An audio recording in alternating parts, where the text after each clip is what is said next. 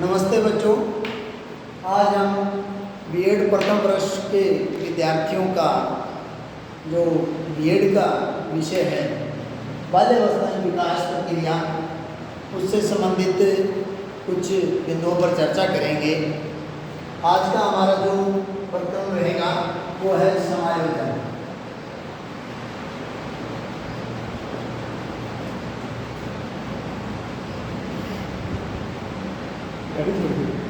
मनुष्य एक सामाजिक प्राणी है और समाज में रहते हुए समाज के साथ एक अच्छे तालमेल के साथ अपना जीवन यापन करता है और अपने इस जीवन सफ़र की यात्रा में मनुष्य के सामने अनेकों प्रकार की समस्याएं भी आती हैं और उन समस्याओं से निजात पाने के लिए वह अनेक प्रकार से प्रयत्न भी करता है, अनेक प्रकार के उद्देश्यों की पूर्ति करने का प्रयास करता है, जिसके अंतर्गत जिस प्रकार से सीखने की जो प्रक्रिया है जन्म से शुरू होती है, बल्कि कुछ विद्वानों के मतानुसार गर्भावस्था से ही सीखने की प्रक्रिया शुरू हो जाती है जो जीवन पर्यंत चलती रहती है। उसी प्रकार से समायोजन की प्रक्रिया भी जन्म से शुरू हो जाती है और जीवन पर्यंत चलने वाली प्रक्रिया होती है। तो अनेकों प्रकार की समस्याएं व्यक्ति के सामने आती हैं और उन समस्याओं का समाधान करने के लिए, उन समस्याओं से निजात पाने के लिए वह प्रयासरत रहता है। पूरे जीवन भर यह प्रक्रिया चलती रहती है। समायोजन जो अपने आप में हम बात करें, इसके शाब्दिक अर्थ की अगर हम बात करते हैं तो वह अपने आप में समायोजन का जो अर्थ है वो है तालमेल। समायोजन अपने आप में तालमेल है और यह तालमेल मनुष्य का अपने वातावरण के प्रति जीवन भर चलता रहता है। अपने लक्ष्यों की प्राप्ति करता है मनुष्य और उन लक्ष्यों की प्राप्ति के दौरान उन लक्ष्यों को प्राप्त करने के लिए उसके सामने आने वाली जो बाधाएं होती हैं, उन बाधाओं से वह निजात पाने का प्रयास करता रहता है।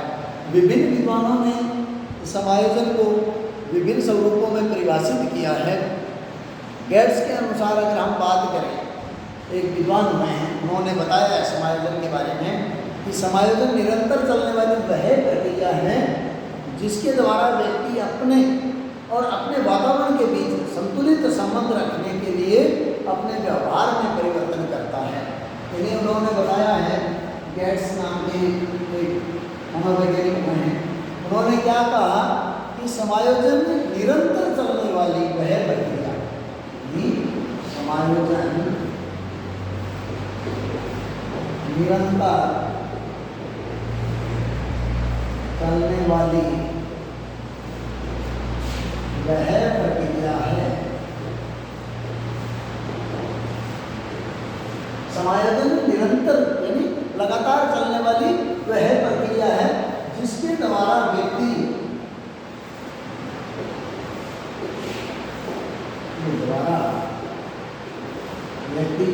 अपने और अपने वातावरण यानी एक ऐसी प्रक्रिया जिसमें व्यक्ति अपने और अपने वातावरण के बीच संतुलित संबंध रखने के लिए अपने व्यवहार में परिवर्तन करता है। अपने और अपने वातावरण के बीच संतुलित संबंध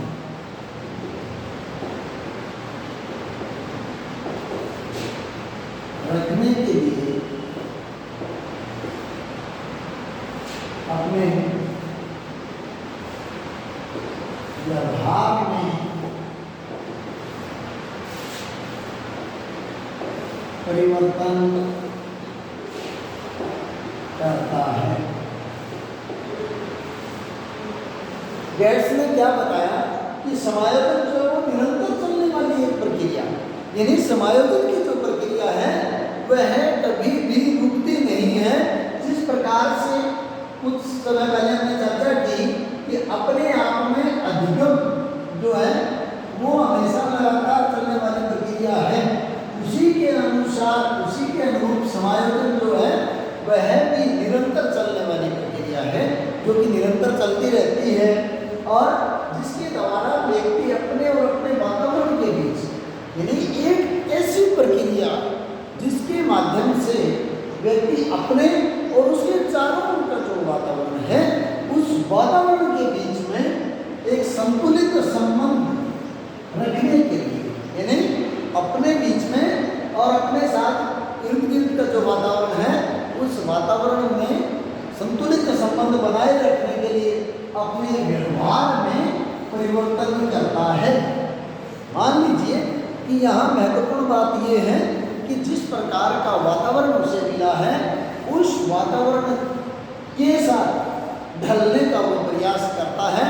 इसके अंतर्गत कभी कभार क्या होता है कि व्यक्ति या तो परिस्थितियों को अपने अनुकूल बनाता है और या परिस्थितियों के अनुकूल स्वयं में बदलाव करता है, अपने आप में व्यवहार में परिवर्तन, यानी जिस प्रकार से अधिगम प्रक्रिया के फलस्वरूप कोई भी व्यक्ति अपने व्यवहार में बदलाव लाता है, उसी प्रकार समायोजन की प्रक्रिया के अंतर्गत व्यक्ति अपने व्यवहार में बदलाव लाता है।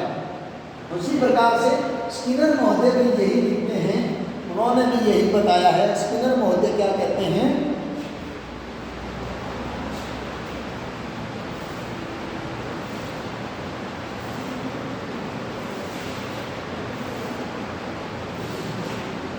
स्किनर महोदय ने बताया कि समायोजन एक अधिगम प्रक्रिया है। एक महान मनोवैज्ञानिक हुए स्किनर, उन्होंने बताया है कि समायोजन एक अधिगम प्रक्रिया है।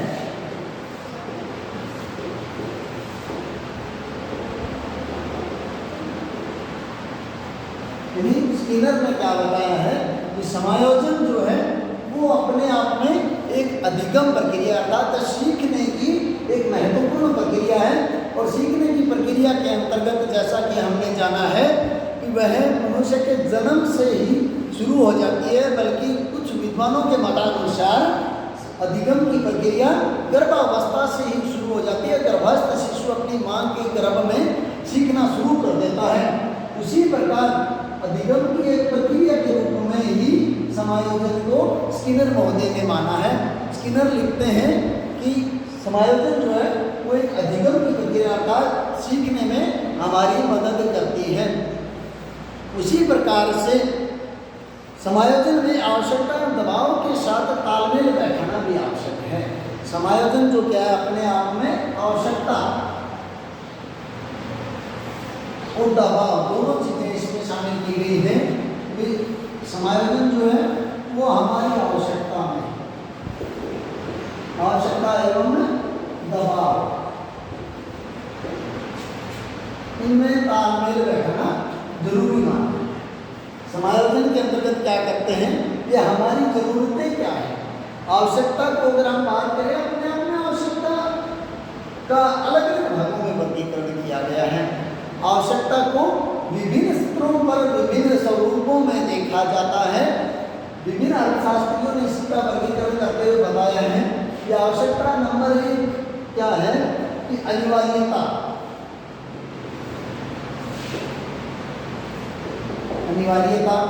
दूसरा जो क्या है वो आराम की वस्तु। और तीसरा जो स्वरूप है वो है विलासिता की वस्तु।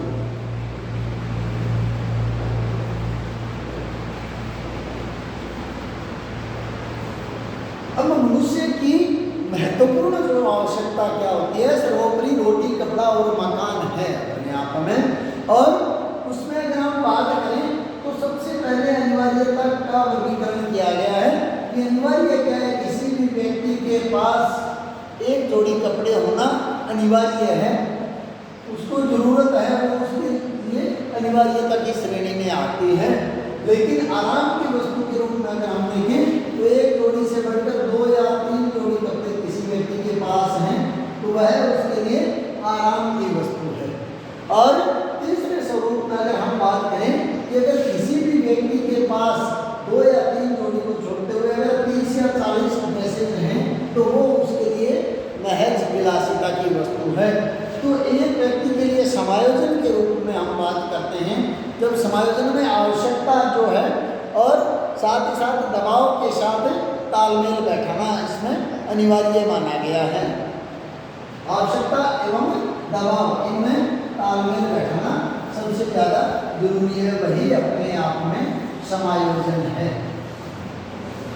अब हम बात करते हैं कि व्यक्ति के सामने अनेकों प्रकार की स्थितियाँ आती हैं, उसकी खुद की इच्छाएं होती हैं, अपनी आकांक्षाएं हैं, उसकी अपने सपने होते हैं, उसकी अपनी मंजिल को प्राप्त करने की इच्छा होती है और उसी लक्ष्य को प्राप्त करने के लिए जब वह अपने जीवन में आगे बढ़ता है तो उसके सामने अनेकों बाधाएं आ जाती हैं, अनेकों प्रकार की समस्याएं उसके सामने खड़ी हो जाती हैं और उन समस्याओं से वह निजात पाने का प्रयास करता है, उन समस्याओं से छुटकारा पाना चाहता है और उन समस्याओं को दूर कर लेना उसके लिए सबसे ज़्यादा जरूरी हो जाता है और उन समस्याओं को पूर्ण रूप से अपने जीवन से हटाने के लिए या फिर उन समस्याओं को अपने जीवन में नहीं आने दे वो या फिर आई हुई समस्याओं से समाधान ढूंढे, इसके लिए वह अपने जीवन में प्रयास भी करता है और कहीं न कहीं सफल भी अवश्य हो जाता है। लगातार प्रयास करते रहने से उसे उन समस्याओं से छुटकारा भी मिल जाता है।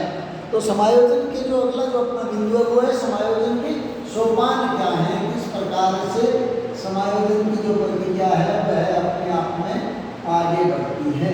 समायोजन के सोपान, समायोजन के सोपानों की हम बात करते हैं।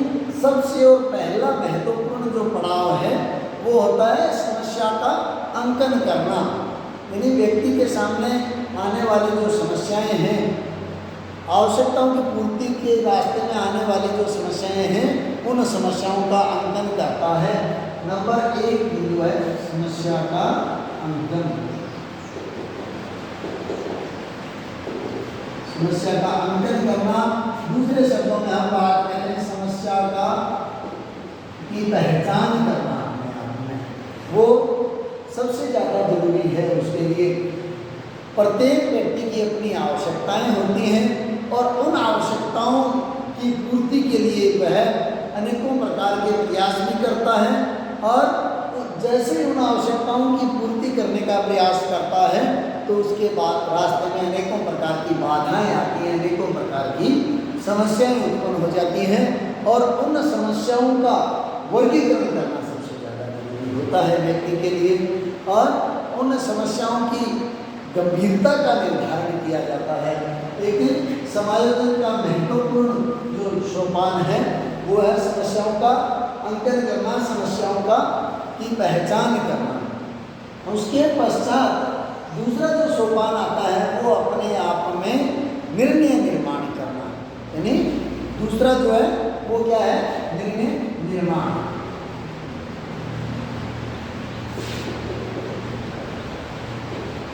समायोजन का दूसरा महत्वपूर्ण जो सोपान है वो है निर्णय निर्माण। जैसे ही समस्या की गंभीरता उसके सामने आती है, गंभीर समस्या कोई जब आती है और उन समस्याओं का वर्गीकरण कर लेता है उनसे, उसके बाद उस समस्या के समाधान हेतु वह सूची तैयार करता है, उस समस्या का समाधान खोजने का प्रयास करता है। यानी सबसे पहला तो ये हुआ कि समस्या आई उसके सामने अपनी आवश्यकताओं की पूर्ति के लिए, जैसे ही समस्या उत्पन्न होती है तो वह उसका समाधान खोजने का प्रयास करता है। उन विभिन्न प्रकार की समस्याओं का अंकन करने के पश्चात, उन समस्याओं का वर्गीकरण करने के पश्चात, उन समस्याओं की गंभीरता के आधार पर वह उन समस्याओं के समाधान प्रस्तुत करता है। अगर कोई समस्या ज़्यादा गंभीर होती है तो उसका गहन चिंतन के माध्यम से वह समाधान खोजता है और उसके अलावा समस्या की जितनी ज़्यादा गंभीरता है उसी गंभीरता के अनुसार उनके समाधान हेतु सूची तैयार करता है और प्रत्येक समाधान की जैसे उसके सामने सूची तैयार हो जाती है तो वह उस समाधान का मूल्यांकन भी करता है अपने आप में। पहले स्टेप के रूप में उस समस्या के समाधान का मूल्यांकन करता है। सबसे पहला महत्वपूर्ण काम तो हुआ पहला सोपान समस्या का अंकन करना, समस्या की पहचान की, अपने लक्ष्य की प्राप्ति के दौरान उसके सामने आने वाली जो समस्याएं उनकी पहचान की, और समस्याओं की पहचान हुई, समस्याओं का अंकन हुआ, उसके पश्चात उन समस्याओं की गंभीरता के अनुसार वह निर्णय लेता है, और निर्णय लेने के दौरान, निर्णय निर्माण की प्रक्रिया के दौरान मनुष्य अपनी समस्या की गंभीरता के अनुसार विभिन्न प्रकार के समाधान के विकल्प खोजता है। और जैसे ही उसके सामने विकल्पों की एक पूरी सूची तैयार हो जाती है, उस सूची के पश्चात उन विभिन्न समाधान के विकल्पों का मूल्यांकन करता है। समस्या के फलस्वरूप समाधान और समाधान ढूंढने के बाद मूल्यांकन किया उनका भी कौन से तरीके से उस समस्या का हमें समाधान करना है, कौन सा विकल्प सबसे ज़्यादा प्रभावशाली है हमारे सामने। अब अगला जो सोपान आता है समायोजन का, वो अपने आप में है क्रियान्वयन या क्रियान्विति। विभिन्न प्रकार की समस्याएं आई, पहले सोपान के अंतर्गत तो उसने समस्याओं का अंकन किया, और अंकन करने के पश्चात उन समस्याओं के समाधान खोजे गए, समाधान का मूल्यांकन किया गया, और समाधान के मूल्यांकन के पश्चात निर्णय लिया गया, और उनके चयन के उपरांत समाधान को प्राप्त करने की प्रक्रिया प्रारंभ कर देता है। यानी जिस प्रकार से सबसे पहले समस्या की पहचान हुई, समस्या का अंकन हुआ, और उस समस्या के अंकन के पश्चात समाधान खोजे गए, और समाधान की एक सूची तैयार हुई, उन समाधानों का भी मूल्यांकन किया गया, और मूल्यांकन के पश्चात निर्णय लिया गया। निर्णय निर्माण के सोपान के दौरान निर्णय लिया गया कि फलां समस्या का फलां समाधान होगा। तो उस प्रकार से अमुक समस्या के अमुक समाधान के लिए निर्णय लेने के पश्चात उन निर्णयों को क्रियान्वयन करने का स्टेप आया। आगे जाकर अंतिम जो पड़ाव है उसमें क्रियान्विति होती है निर्णयों की क्रियान्विति। अपने आप में निर्णय जो है वो क्रियान्वित किए जाते हैं। उसी प्रकार से समायोजन के विभिन्न जो सोपान हैं, उन सोपानों में नंबर 1 समस्या का अंकन या उस समस्या की पहचान करना पहला सोपान है। दूसरा जो सोपान है इसका वो है निर्णय निर्माण। विभिन्न प्रकार की समस्याओं के समाधान के लिए विभिन्न निर्णय लिए गए कि किस किस प्रकार से समाधान किए जा सकते हैं। उन समाधानों की सूची तैयार हुई, और उस सूची के फलस्वरूप मूल्यांकन किया गया कि कौन सा समाधान है वो इस समस्या के निदान के लिए सर्वाधिक कारगर होगा, और के अनुसार उन निर्णय की क्रियान्विति की गई, निर्णय को क्रियान्वयन किया गया। यह सबसे महत्वपूर्ण बात है इसमें।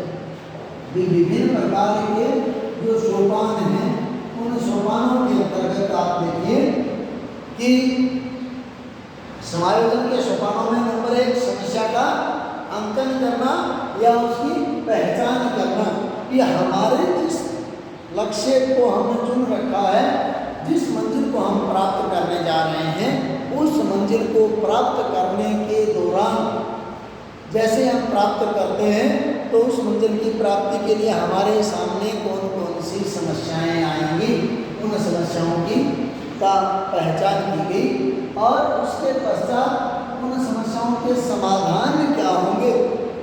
उस मंजिल को प्राप्त करने के लिए, उस लक्ष्य की प्राप्ति के लिए, उसके रास्ते में आड़े आने वाली जो समस्याएं हैं उनके समाधान खोजने का प्रयास किया गया, और समाधान खोजने के लिए कोई एक जो बेहतर जो विकल्प हमारे सामने आया, उस विकल्प को क्रियान्वित किया गया। अपने आप में तीनों जो बातें हैं, यदि दूसरा निर्णय निर्माण के बाद तीसरा सोपान आया क्रियान्वयन का, अपने आप में क्रियान्वित किया गया। इस प्रकार से समायोजन के 3 वो पूर्ण होते हैं।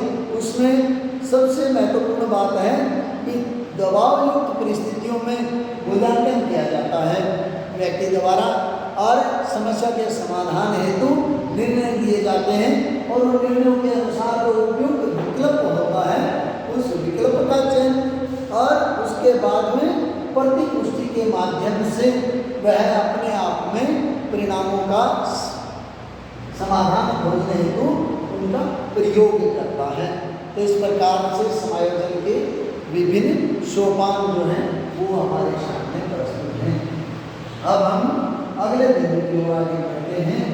ये अपने आप में समायोजन की जो प्रक्रिया है वो किस प्रकार से आगे बढ़ती है।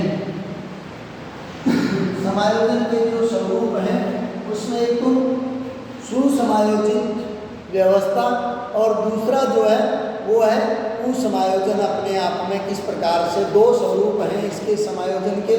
उन दोनों स्वरूपों में से एक अच्छा जो समायोजन है, एक सुसमायोजन जो है उसकी क्या क्या विशेषताएं होती हैं, एक अच्छे समायोजन की विशेषताएं क्या हैं, वो उन पर हम दृष्टि डालते हैं। सबसे पहले समायोजन के अंतर्गत एक अच्छे समायोजन की विशेषताएं, एक अच्छे समायोजन की विशेषताएं।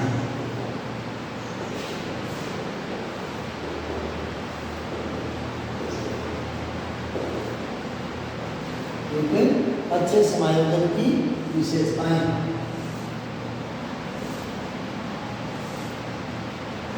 अपने आप में मनुष्य के जीवन में अनेकों प्रकार की समस्याएं आती हैं। हालांकि समस्या हर व्यक्ति के जीवन में आती है, या दूसरे शब्दों में हम यूँ कहें कि हर व्यक्ति अपने लक्ष्य की प्राप्ति के प्रयास करता है और उन लक्ष्य की प्राप्ति के प्रयासों के दौरान अनेकों प्रकार की समस्याओं का सामना सभी व्यक्तियों को करना पड़ता है। उन समस्याओं के दौरान, उन अपने लक्ष्यों की प्राप्ति के दौरान अनेकों व्यक्ति ऐसे होते हैं जो उन समस्याओं पर विजय प्राप्त करते हुए संघर्ष के उस दौर में आगे बढ़ जाते हैं और कुछ व्यक्ति जो होते हैं वो उन समस्याओं से घबराकर अपनी मंजिल को छोड़ देते हैं। लेकिन किसी एक विद्वान ने एक बहुत गहरी बात कही है कि आपकी जो मंजिल है उसको ध्यान में रखते हुए जैसे आप आगे बढ़ रहे हैं तो अगर एक सुंदर रास्ता कहीं जा रहा है तो पता करो कि वह कौन सी मंजिल पर जा रहा है। और अगर एक सुंदर मंजिल आपको दिखाई दे रही है तो आप रास्ते की परवाह मत कीजिए, आप आगे बढ़ जाइए। रास्ता चाहे उबड़ खाबड़ हो लेकिन मंजिल आपकी सुंदर है तो आप निसंदेह आगे बढ़ो, उस मंजिल को प्राप्त करो। तो जैसे ही अपने मंजिल को प्राप्त करने के लिए जो व्यक्ति आगे बढ़ते हैं उनमें से बहुत से व्यक्ति तो अपनी उस मंजिल को प्राप्त कर लेते हैं अनेक कठिनाइयों के बावजूद भी, और बहुत से व्यक्ति उन रास्तों पर कहीं न कहीं हो जाते हैं। तो समस्याएं हर किसी के जीवन में आती हैं। उन संघर्षों में कोई तो निखर जाता है और कोई उन समस्याओं से बिखर जाता है। तो एक निखरने वाला जो व्यक्ति है, जो उन समस्याओं पर पार पा लेने वाला जो व्यक्ति है, उन समस्याओं को दरकिनार करते हुए अपनी मंजिल को प्राप्त करने वाला व्यक्ति है, वो अपने आप में एक समायोजित व्यक्ति होता है। वह व्यक्ति तो समायोजित व्यक्तित्व के रूप में जाना जाता है। तो एक अच्छा जो समायोजन है या फिर एक समायोजित व्यक्ति जो है उसकी विशेषताएं क्या होती हैं, क्या क्या गुण उसमें होते हैं।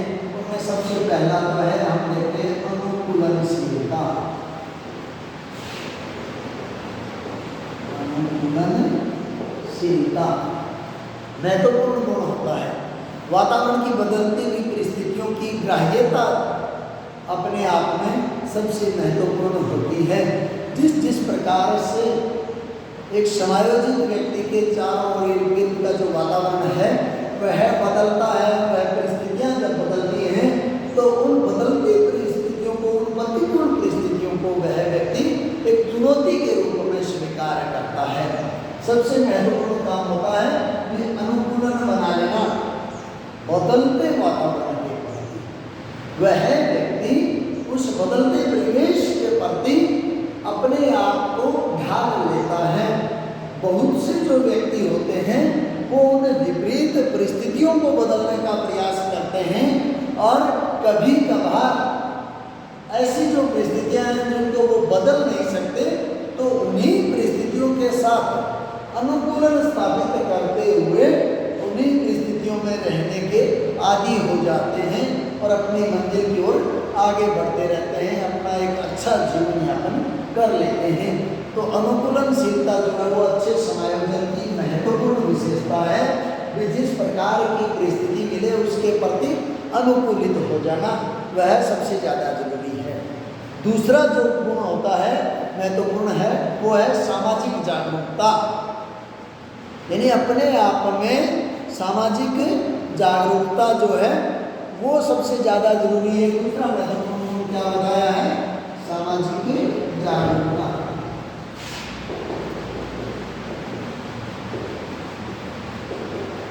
एक सुसमायोजित व्यक्ति तो जो है वो अपने आप में सामाजिक रूप से जागरूक पाया जाता है। समाज की प्रत्येक गतिविधि में या यूँ कहें कि समाज की प्रत्येक जो स्थिति है उस स्थिति को संभालने में वह माहिर होता है। प्रत्येक सामाजिक गतिविधि में अपनी उपस्थिति दर्ज करवाता है।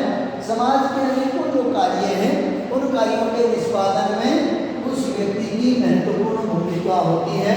वह अपने आप में जागरूक होता है।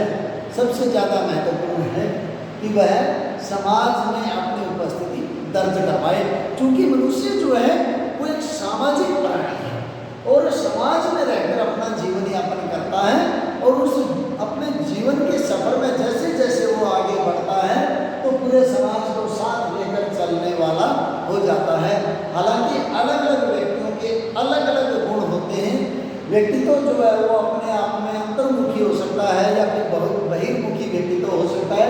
तो जो सुसमायोजित व्यक्ति है वह बहिर्मुखी व्यक्तित्व वाले व्यक्ति के रूप में समाज की प्रत्येक गतिविधि में अपना योगदान देता है। अब उसके बाद में हम बात करते हैं एक अच्छे समायोजन की महत्वपूर्ण जो विशेषता है। नेक्स्ट में व्यवहार के प्रति जागरूक, यानी व्यवहार के प्रति जागरूक। व्यवहार के प्रति जागरूक। एक समायोजित व्यक्ति जो है वो अपने व्यवहार का मूल्यांकन करता है और जैसे जैसे ही अपने व्यवहार में का वो मूल्यांकन करता है तो अपनी अनेकों प्रकार की व्यवहारिक कमियों को दूर करने का भी प्रयास करता है। हालांकि इसके बारे में सबसे महत्वपूर्ण जो बात है, सबसे जो चुनौतीपूर्ण बात है वो अपने आप में है कि अपने आप का मूल्यांकन करना। अपने आप का मूल्यांकन करना सबसे बड़ा कार्य होता है। किसी एक विद्वान ने कहा है कि लोग दूसरों की आंख के बारीक से तिनके को देख लेते हैं लेकिन अपनी आंख में पड़े हुए शहतीर को भी नहीं देख पाते। यानी सबसे महत्वपूर्ण बात यह है कि दूसरों में छोटी सी बुराई जो है वो हमें दिख जाती है लेकिन अपने आप में खुद की बहुत बड़ी जो बुराई है वो भी हम नहीं देख पाते हैं। लेकिन एक सुसमायोजित व्यक्ति, एक अच्छे समायोजन में रहने वाला व्यक्ति जो है वो समायोजित व्यक्ति तो अपने व्यवहार के प्रति जागरूक होता है, अपने व्यवहार का मूल्यांकन करता है और उस मूल्यांकन के फलस्वरूप वह व्यक्ति अपने व्यवहार में अपेक्षित बदलाव भी करता है।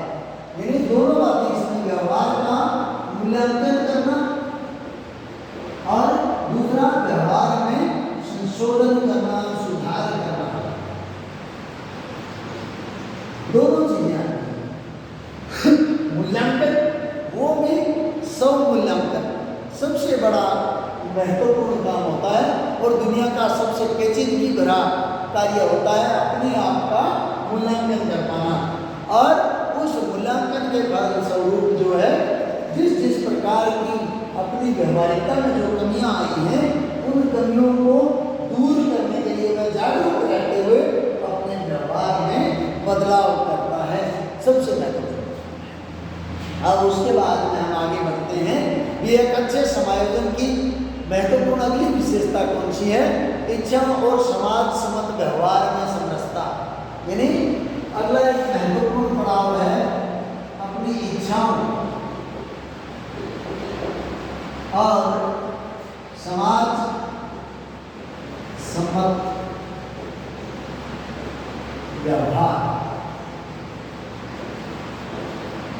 व्यवहार में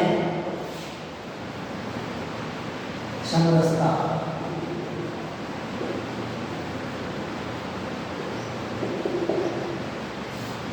प्रत्येक जो मनुष्य है उसकी अपनी व्यक्तिगत आकांक्षाएं होती हैं, अपनी खुद की व्यक्तिगत इच्छाएं होती हैं और उसके साथ साथ सार्वजनिक रूप से उन इच्छाओं की पूर्ति के जो माध्यम हैं वो कौन कौन से विकल्प हमारे सामने मौजूद हैं, उनके अंतर्गत वह सामंजस्य बैठाए रखने का प्रयास करता है।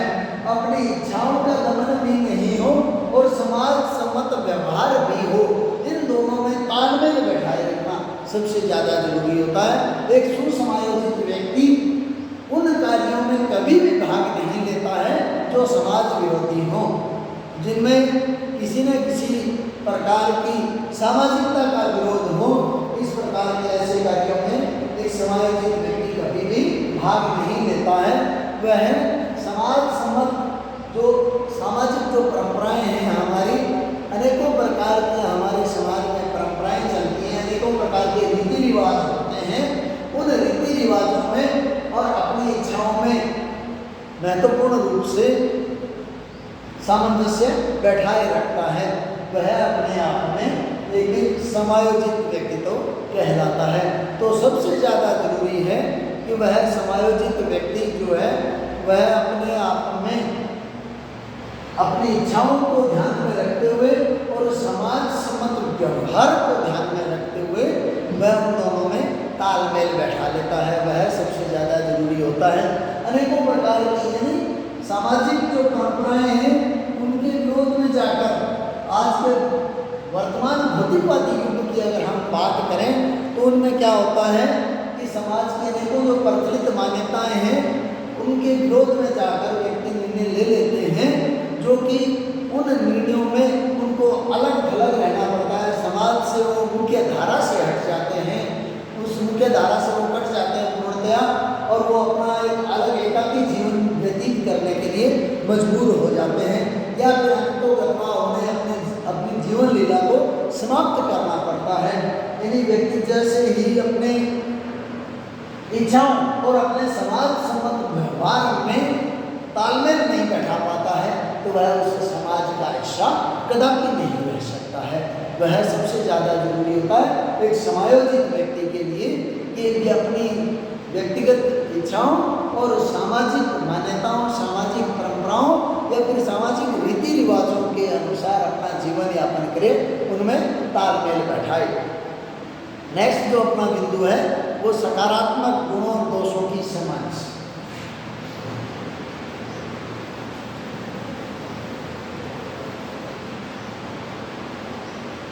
सकारात्मक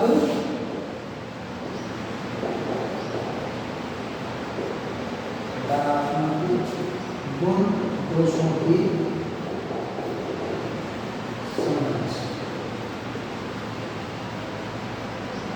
एक व्यक्ति के लिए सबसे ज़्यादा जरूरी है सकारात्मक जो गुण और दोष हैं उन्हें वह समझे अच्छे तरीके से। एक समायोजित व्यक्ति ही इस प्रकार के कार्य को अंजाम दे सकता है। एक समायोजित व्यक्ति है वो सकारात्मक गुणों को, पॉजिटिव जो वे हैं उन पर विशेष रूप से ध्यान रखे। जो गुण और दोष दोनों चीज़ें हैं उनको शामिल किया गया है इसमें। इस सकारात्मक गुण दोषों की समझ रखने वाला व्यक्ति ही अपने आप में समायोजित व्यक्ति कहलाता है, जिसमें अनेकों प्रकार के नेगेटिव जो बातें हैं उन नेगेटिव बातों से वह हमेशा दूर रहे। हालांकि एक जमाना था जब नेगेटिव लोगों से दूर रहने का प्रयास किया जाता था। आजकल वर्तमान दौर में तो पॉजिटिव लोगों से दूर रहना पड़ता है। इस बदलते हुए परिवेश में कोविड का जब ये वातावरण चल रहा है उस वातावरण में पॉजिटिव लोगों से दूरी बनाए रखना बहुत ही ज़्यादा जरूरी है। हालांकि दूरी वैसे मनुष्य को अपने जीवन में आगे बढ़ते हुए नेगेटिव लोगों से रखनी चाहिए। नेगेटिविटी, नकारात्मकता फैलाने वाले लोग हैं उनसे दूर रहना चाहिए, लेकिन वर्तमान में पॉजिटिव से भी डर लगने लगा है। तो एक सुसमायोजित व्यक्ति जो है वो सकारात्मक गुण दोषों की समझ भी रखता है, महत्वपूर्ण विशेषता है उसकी। और नेक्स्ट जो बिंदु है वो आत्मसम्मान के साथ दूसरों का सम्मान करना। एक जो व्यक्ति है समायोजित व्यक्ति अपने आत्मसम्मान के साथ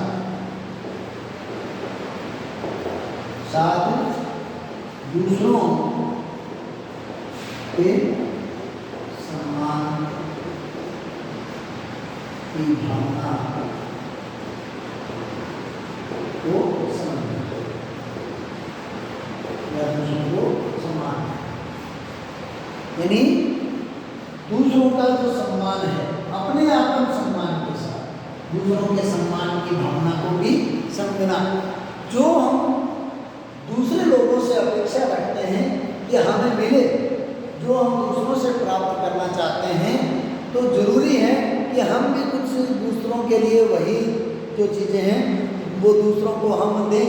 अर्थात हम चाहते हैं कि दूसरे जो लोग हैं समाज के, मेरे वातावरण में रहने वाले जो लोग हैं वो मुझे मान सम्मान दें। तो हमारा ये नैतिक दायित्व बनता है कि हम दूसरे लोगों का मान सम्मान भी करें, दूसरे लोगों के मान सम्मान का भी हमें ध्यान रखना पड़ता है। लेकिन वो दूसरे लोगों का मान सम्मान कहाँ तक हो कि एक उस सीमा तक हो जहाँ हमारे आत्मसम्मान को कोई ठेस ना पहुँचे।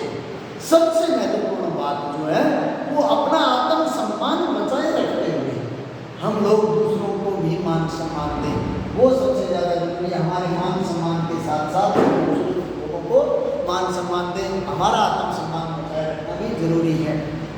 तो इस प्रकार से एक समायोजित व्यक्ति की जो विशेषताएं हैं वो कौन कौन सी हैं, सारी आप लोगों को समझ में आई कि नंबर 1 अनुकूलनशीलता, और दूसरा सामाजिक जागरूकता, तीसरा व्यवहार के प्रति जागरूक, और उसके पश्चात आगे इच्छाओं और समाज सम्मत व्यवहार में समरसता रखने वाला, और इसके अलावा सकारात्मक गुणों दोषों की समझ और आत्मसम्मान के साथ दूसरों के सम्मान की भावना को भी समझना। ये एक समायोजित व्यक्ति के लक्षण होते हैं, उसकी विशेषताएं होती हैं। Thank you, all the best, धन्यवाद।